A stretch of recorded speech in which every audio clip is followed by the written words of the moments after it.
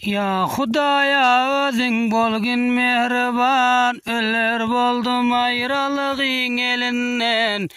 Merdimiň mülkünde bol yüregim gan, yanar boldum aýralygyň elinden.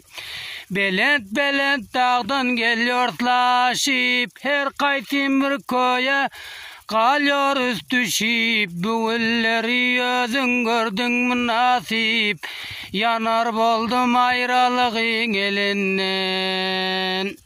Mecburlukdan gaýtdym gışlaktan çykyp, merdimiň mülkünde yüregim ýakyp, her zaman aglaýar wetenme bakyp, yanar boldum aýralygyň elinden.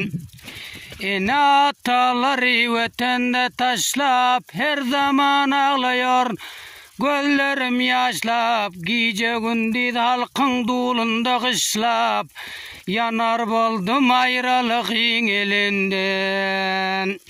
İşlemese menim atam hor boljak, her galyň näkesi olur zar boljak.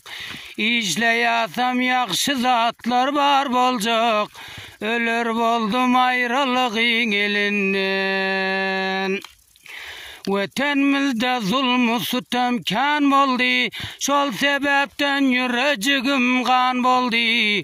Arman şoldur bedasıldan han boldy, öler boldum aýralygyň elinden.